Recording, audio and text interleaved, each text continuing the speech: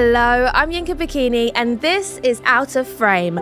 We are back. And once again, I'm stepping into CrewHQ, a training centre based at the heart of Warner Brothers Studios Leavesden, to pull back the curtain on the film and TV industry. Every week, I'll be speaking to extraordinary people who work in the world of production, known as below-the-line roles. How are your favourite film sets built in the first place? And what does it take to safely put a weapon in the hands of your favourite actors? Well, this is the podcast to find out. Welcome to Out of Frame. Below-the-line roles are as diverse as the industry itself, and it takes a lot to bring a production to life. Today, I'm meeting Jules Tottman, and Jules has a role you don't hear from very often. She's a professional animal wrangler. If you ever wondered just how animals know how to behave on a film set, that's where Jules steps in. She's worked on the recent remake of Willy Wonka, the Harry Potter series, and Casino Royale, and she's worked with cats, dogs, spiders, birds, and everything in between. Jules, welcome to Out of Frame. Thank you. It's very much lions and tigers and bears, oh my. Yes. I'm so excited to have you in the CrewHQ studio today, and I've got so many questions about the work that you do. Before we get into all that though, I'd love to find out a little bit more about you. I'm going to ask you a couple of questions, which are going to give the audience a little glimpse into who you are through your love of film. It's what we call in the industry an icebreaker. Are you ready to break the ice? Yes, I'm ready. Okay, so which 3 films, Jules, would you say paint a picture of your life or resonate with you the most? Mamma Mia. Nice. Devil Wears Prada. Nice. And 101 Dalmatians. You're a Streeps fan. You are. I am. What is it about Devil Wears Prada that resonates with you? Because that's my favourite film of all time. I think it's just being an old lady that's always quite stressed. No. And 101 Dalmatians, have you got 99 dogs at home? No, I haven't, I promise. I've only got a few. But that was my first big film, so I've got, that's my heart. And I like being surrounded by animals, so. Do you know, we've just met, but I can already tell you've got good taste. Good. Yes. In a biopic of your life, who would play you? Meryl Streep, for sure. Yeah. I almost felt dumb asking the question. Yeah. But there isn't anything she can't do, I don't think. Jules, now I think it's time to find out exactly what an animal wrangler does. Tell me about your responsibilities, what that involves on a film and TV set. So basically, we'll receive a script from production, and we will break down the script and figure out what kind of animals are needed. We will then we'll do a casting just like you would with actors and actresses. No. So we would come up with different ideas of what we feel like which particular breed would suit that role, and then we would just initially send photos, videos, but get with production, cast the animals. Then we put together a team of animals. So, for example, on Harry Potter, the Fang team. So we would never have one animal playing the part. We always have a little team. Okay. So we would go around. The first thing we do is go around rescues and try and find as many rescues as we can. And then we put the team together so they all look the same and they're interchangeable. So if one is hot or doesn't want to play ball for any reason, we've got doubles. But before we go forward, let me take you back a little bit. What does an animal casting look like, and can I come? Yes, you can. That sounds fun. They're great fun. So what do you do? How do you... So we just go to a green room with a whole mix of animals, different birds, different cats, different rats, different chickens, different dogs, different everything. Mm-hmm. And then everyone comes in and schmoozes over the animals and somebody gets picked. And then so they haven't got to learn any lines or anything? No. How did you know that this is something that you wanted to do? I've always wanted to work with animals since I was really small. As far as the film side of it, I was super lucky because I left school and was a dog groomer. And a friend of mine at the time, his father was an art director for film. And I always liked watching movies and stuff, but he asked me if I would take a dog along to a film he was working on. So off I went and with a little dog and realised someone actually does this for a living. So I wrote off to all the companies, did so much research, spent way too many years working for free just to get myself in there, as you do. And just, I got so lucky and just it just sort of took over my life and grew and grew and grew and grew. And yeah, I've never looked back. Knowing your experience and sort of where you kind of have come from and your background, it is the kind of job that not a lot of people may consider or even be introduced to when they're leaving school. Mm-hmm.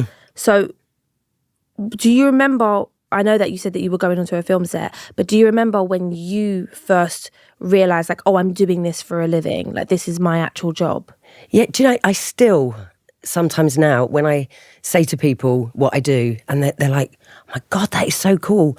Or if they come up to my farm and have a look around and they're blown away, and I still to this day get God, I actually do this and I love it. It's really, really odd.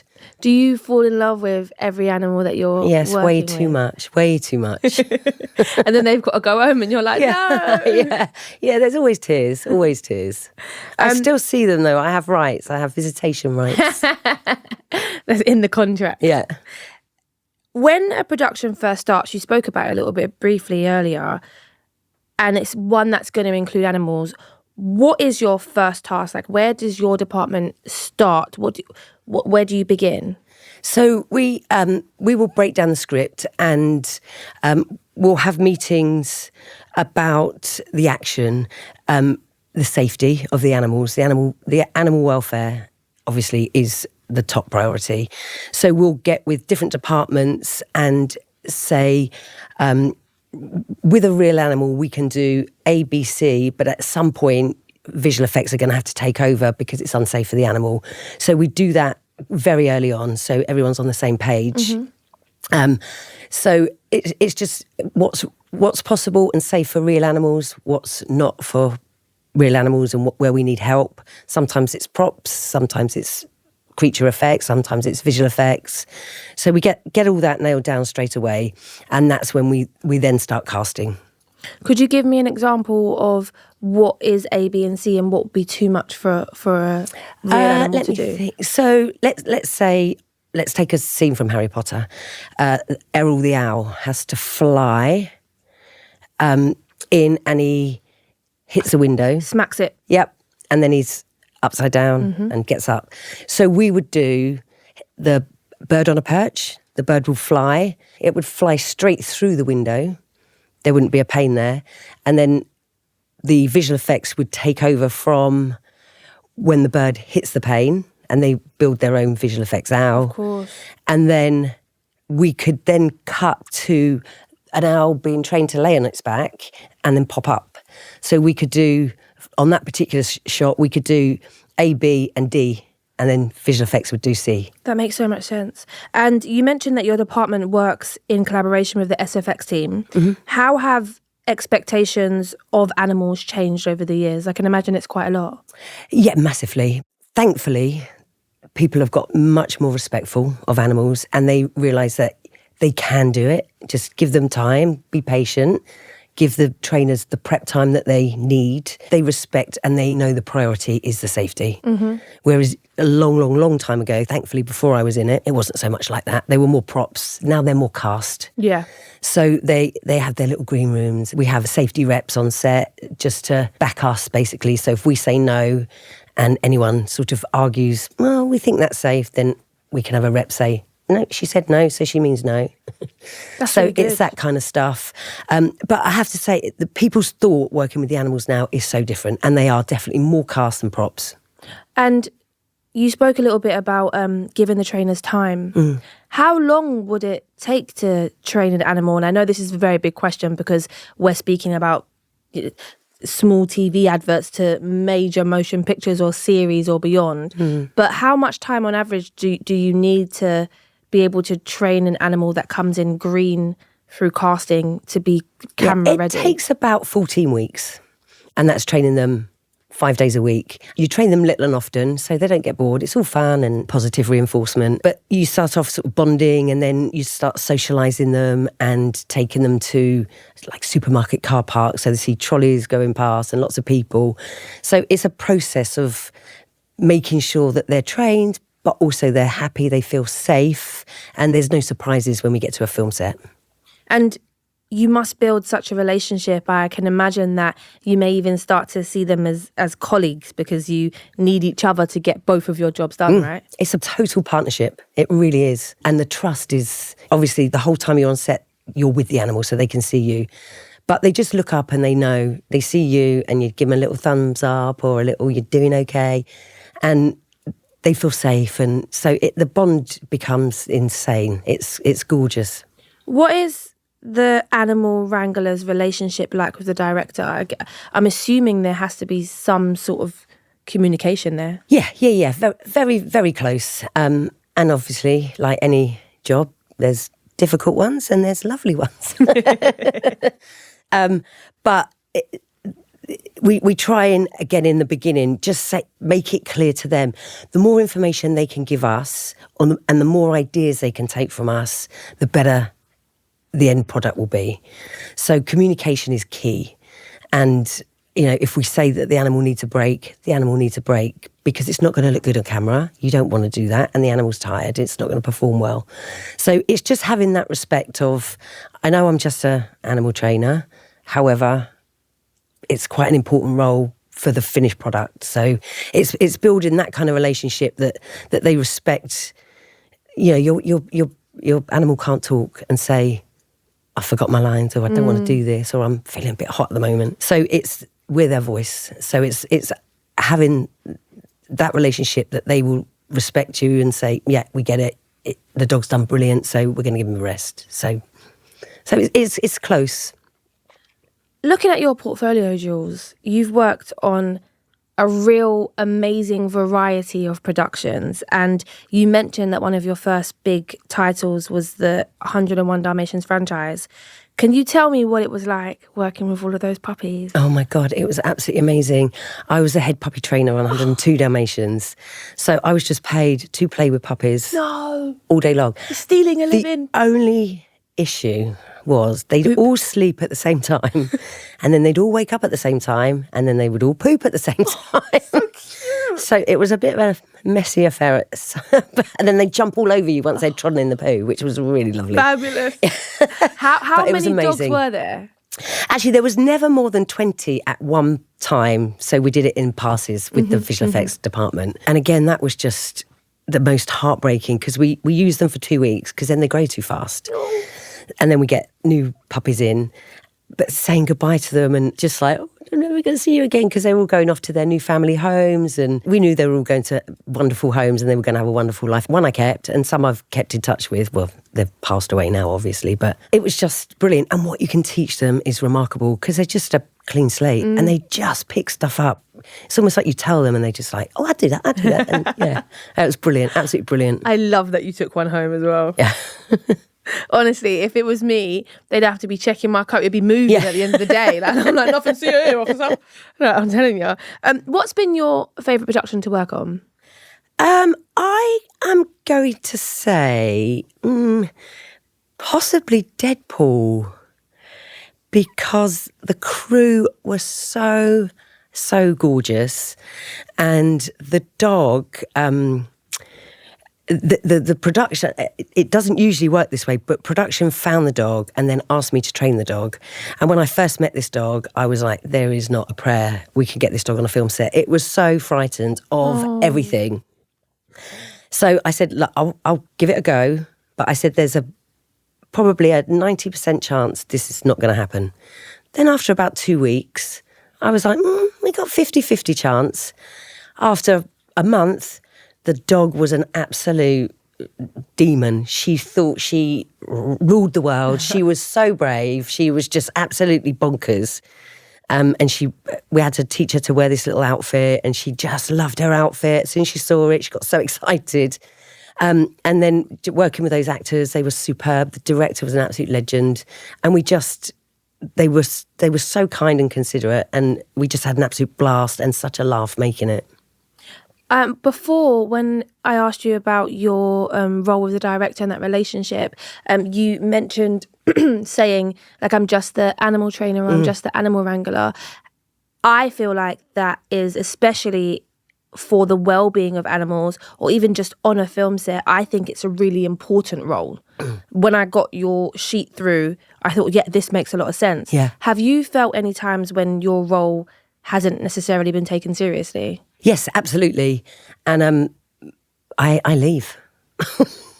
And I've got a team of people that work for us. And if people don't listen and respect the safety, then I just go home.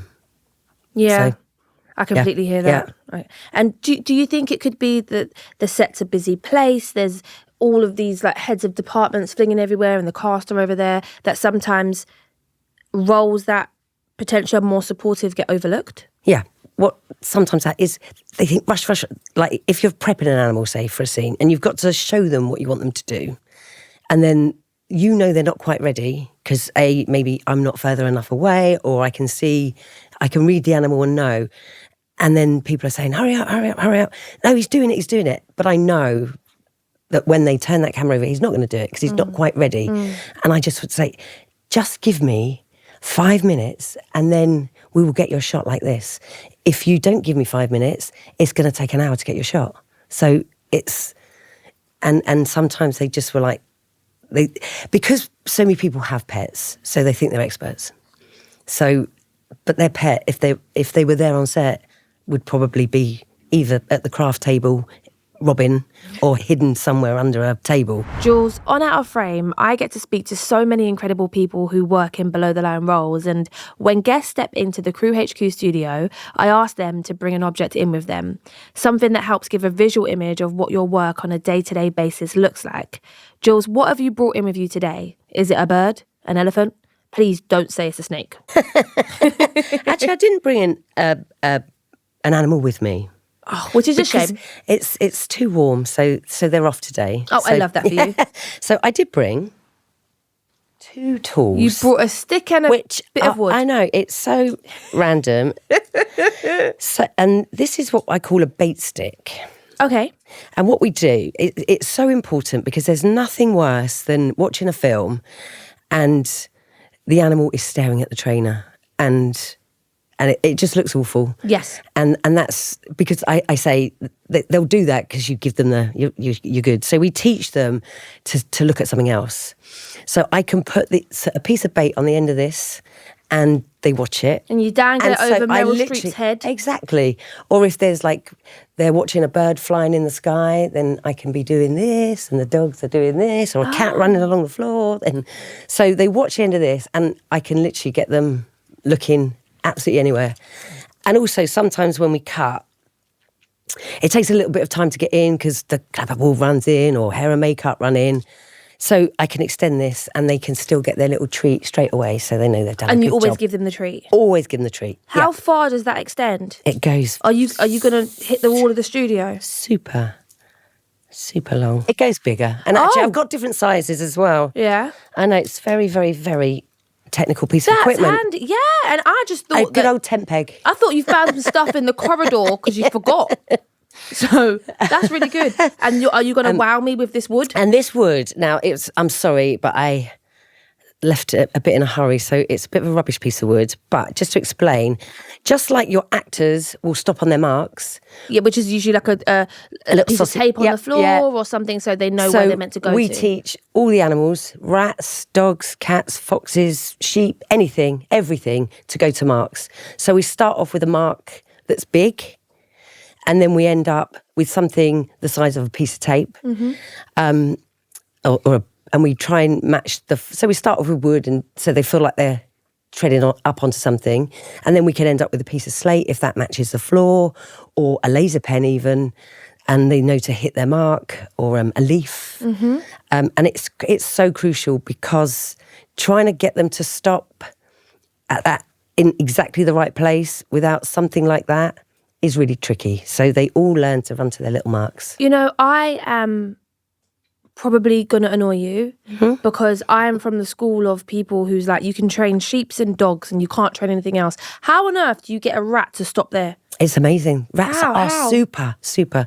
So you just, same. They come out their box and they come up here and they get their little peanut, and then they go back to their box and they come and they get a little bit, and very soon they know this is where I get my treat.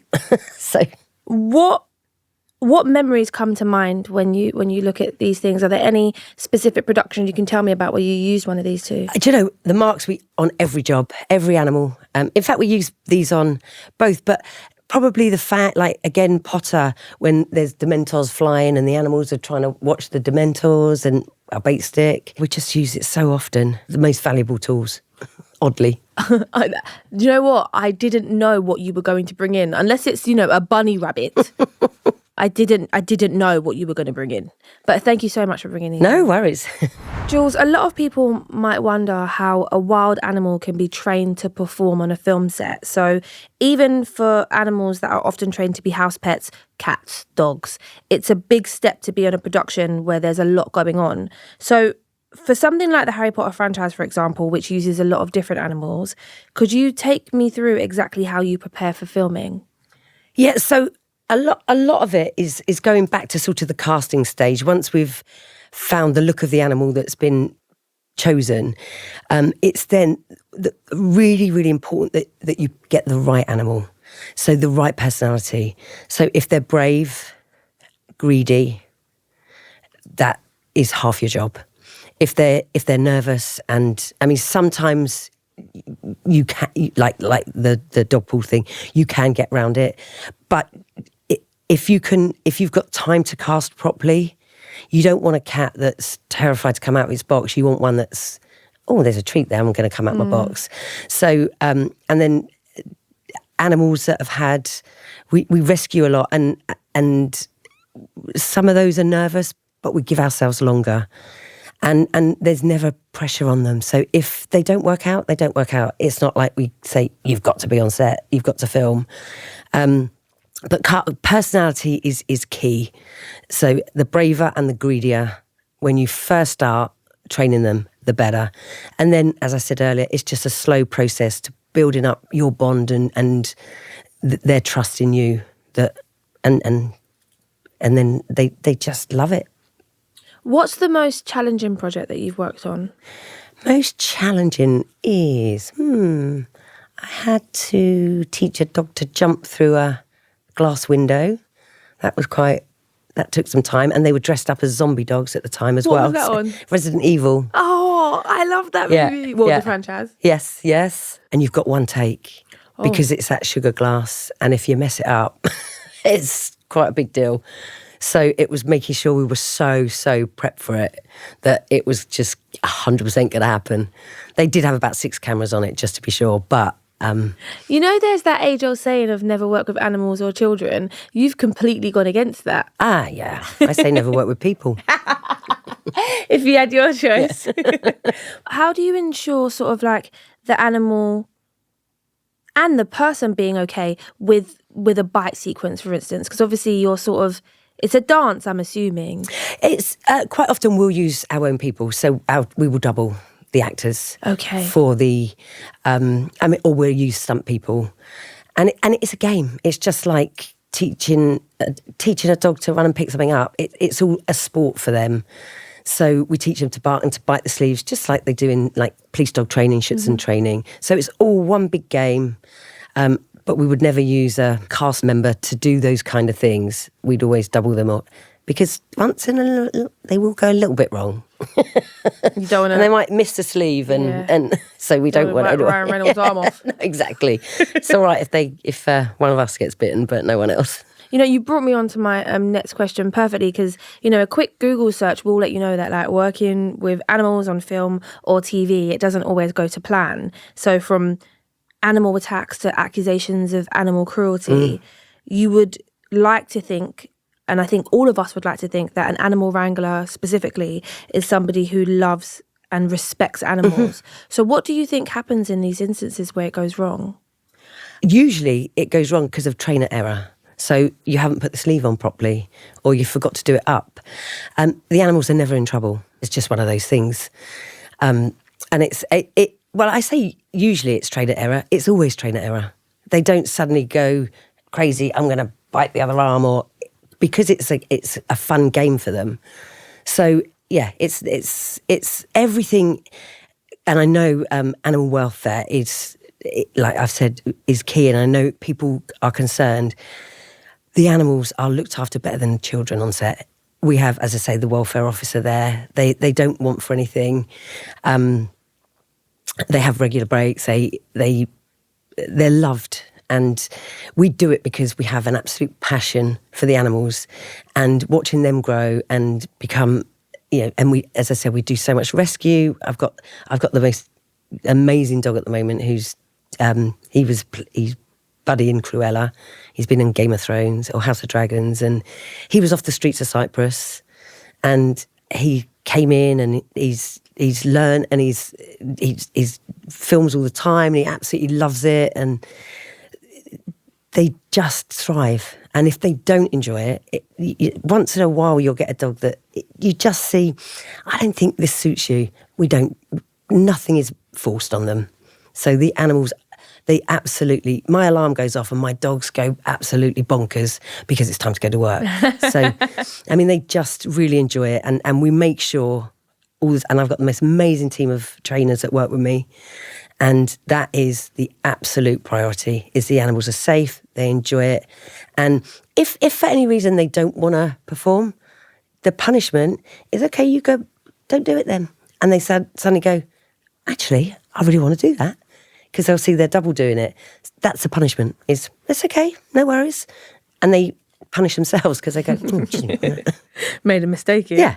I wish they could tell me how to get up like that in the morning. You can sell that feeling. It's not so good on a weekend. How do you implement health and safety for everyone on set as an animal wrangler? I'm sure it is super important. There's certain rules. We send out risk assessments beforehand. There are certain rules with certain animals. Some of the dogs are a little bit more feisty with men, so there might be, please don't approach this dog, or speak to the trainer before you approach this dog. They have health and safety meetings each morning, and then we'll address anything that we feel is an issue, and then we'll address, right, this dog is not like the cutesy dog that we had yesterday that wants to be petted by everyone. Please don't approach this dog. So it's just the common sense stuff and just making people aware. And opening the lines of communication. Absolutely. Jules, it's clear to me how much you love film, but does your knowledge match your passion? Oh, gosh. Oh, yeah. Probably not. You've chosen a specialist subject within the world of film and TV before coming into the CrewHQ studio today. And now is the time to be quizzed on animal characters in movies. Oh. I can't say I'm surprised, Jules. I'm going to get them all wrong, though, aren't I? No, you're not. And if you do, this doesn't mean anything. Okay. In the cult classic TV sitcom Sabrina the Teenage Witch, which is a personal favourite of mine, the main character has a black cat called Salem. But Salem isn't your average feline. He's actually been cursed to live 100 years as a cat. What was the crime? A. Salem is a wizard who tried to trick a mere mortal. B. Salem is a centaur who stole from the witch's council. Or C. Salem is a warlock who tried to take over the world. I'm going to go with A. Are you sure? Or B. Are you sure? A. No, it's C. But you know what? He did try and trick people, though. Wow. Just the whole world, Jules. Okay. Yeah, okay. Salem is a warlock who tried to take over the world. Okay. He became one of the show's most loved characters thanks to his sarcastic humour and witty remarks. Okay. And he is actually a magical combination of 4 real cats, a puppet, and animatronics. Oh, there you go. Yeah. I thought it was just a puppet because his head was a bit funny. Yeah. Okay, don't worry. 2 more to go. Okay. Warm up. Question number 2. Remember, this is multiple choice. Jennifer Aniston and Owen Wilson both star in the tear-jerking rom-com Marley and Me. What breed of dog is Marley? Labrador. Oh, sorry. No, you. She didn't even need me to read out the answers. Was it A, German Shepherd, B, Labrador Retriever, or C, Border Collie? And that'll be a B. yeah, you know that one. That film is made to make you cry. Oh my God, I can't watch it. I tried once and... I watched once not realising. Oh, it's awful. Oh my, but it's like beautiful and awful because he know, doesn't want the dog and then he wants... Oh, yeah. Nah, man. That film. Okay. You're 1 for 2. Question number 3. One of the most famous film animal characters of all time probably has to be the killer whale in Free Willy. But what was the orca's real name? Is it A, Katsu, B, Keiko, or C, Daiku? I'm going to go A on that one. The answer is in fact B, Keiko. Yeah, the Free Willy franchise included some of the most successful films of the 90s, but Keiko's real life was far more controversial, and it actually inspired the hugely influential documentary Blackfish, which I didn't know. I didn't But know. don't worry, because you got 1 out of 3. Well done. Well, that's okay, I suppose. Better than 0. It's better than 0. Jules, I've loved hearing about your experiences as an animal wrangler, but right now, if we could focus more on career advice, that would be amazing. So for anyone listening to this conversation who might be interested in pursuing a career like yours, what would you say is a good first step? When you first decide you want to do something like this, you'll be told you're crazy. It will never happen, and don't give up. Force your way in. Make it happen, because it will. If you really want it, it will happen. Approach people. You might have to do work experience, but if you really want it, you need to go get it, and you will. So that's my biggest thing is to say to people, you can do it if you want it, but there will be things you need to do, and it might be, I'm not doing that because I'm not getting paid. Okay, then you don't want it enough. So it's that kind of I try and believe that if you want anything bad enough, if you make it happen, it will happen for you. Is there any sort of like entry level position within film and TV that you recommend? Some of the people that I've spoken to, it's better to go into that department immediately, but for others, you can sort of make your way into film and TV and build those relationships. See, our department is very different, because if you want to be a producer or a director, there's other ways in. Yeah. But you could be the best animal trainer in the world, but not be able to deal with the film people. Yes. So you have to start off making sure you can do this part of the job, but then it's almost like you're training almost 2 different roles, really, because you can, as I say, be the best animal trainer, but you go on set and you have a mare. You get nervous or you feel intimidated, or you're not strong enough to say, no, we're going to do it this way, or we're not going to do it. And so ours, we always sort of, most of our trainers come from work experience people or experienced trainers that then we teach them the film side of things. And vice versa. You could be an absolute brilliant runner, but not have a clue about the animal. So ours is very different. What are some of the key skills that you need to have to be a successful animal wrangler? I'm going to say patience. Patience. Being consistent when you're training. Just understanding the animal. To me, the day you think you know it all is the day you need to stop, because every animal's different. So you learn. Like, I'll be training a cat and say, why is he doing that? I've never seen that before.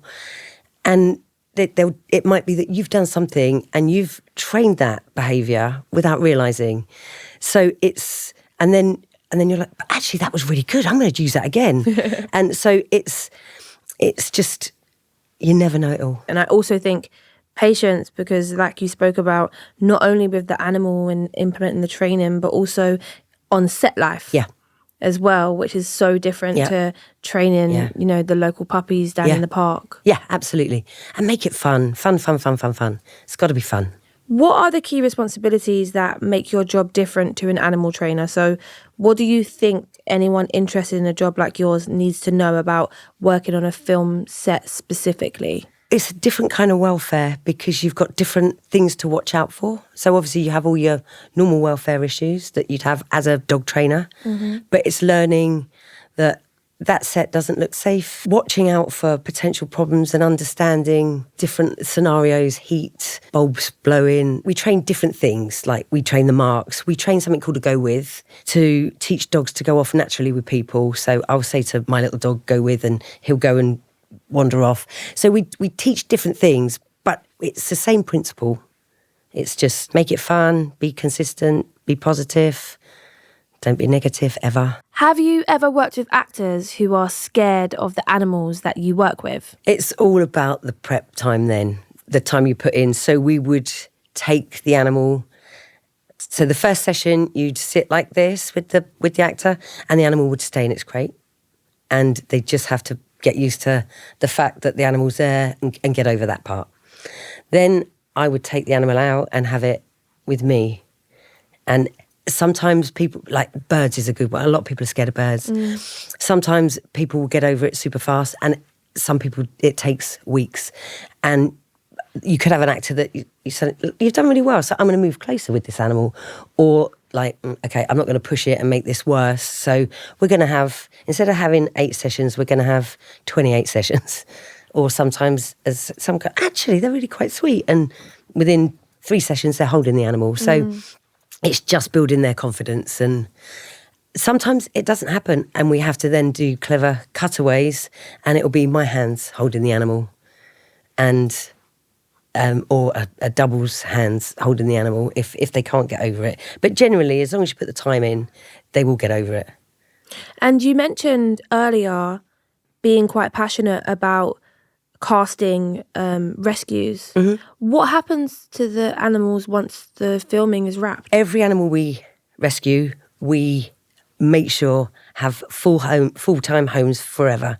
So it's like the village I live in. Basically, if you walk through my village, every dog you see, I own. So, no, that's so funny. We go to the local pub, and they're all my dogs. So I will work with them, and then they will be placed in family homes, and we take care of them. We pay their vet bills and their feed for the rest of their lives. So we know that they're all safe and happy and taken care of.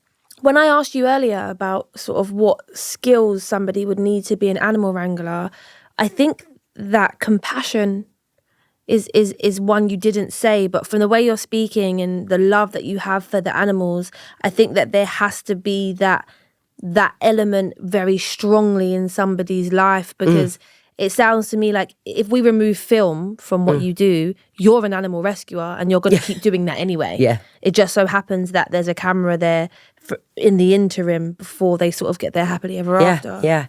I rescued a little Yorkshire Terrier from a puppy farm, and little Pickles a long time ago, and we did a film called What a Girl Wants. But when I got her, she was pooping blood, she had mange, she had ear mites, she was so sick.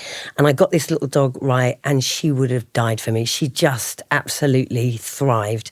And the first day we were on set, she did her very first scene, and I started crying, and I couldn't work. And the nurse came, and she thought like a family member had passed away or something, and she was like, "What's wrong?" And I'm like, "She's so happy."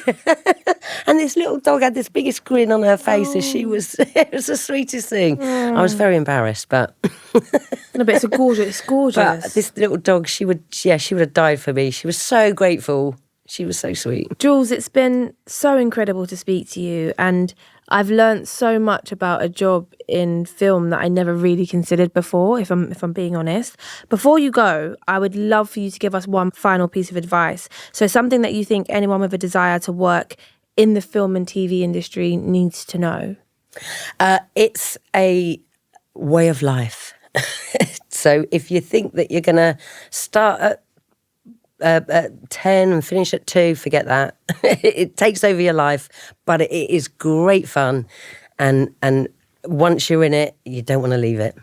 Thank you so much for being here. Not a problem. And if you see me around your village just trying to look at all these dogs, you're welcome anytime. And thank you for watching. We'll be back next week, but in the meantime, we would love to hear from you. Write us a review, leave us a rating, and let us know what below the line job roles you want to hear from next. Or you can send us a message at We Are CrewHQ on Instagram and TikTok. I'll see you next time.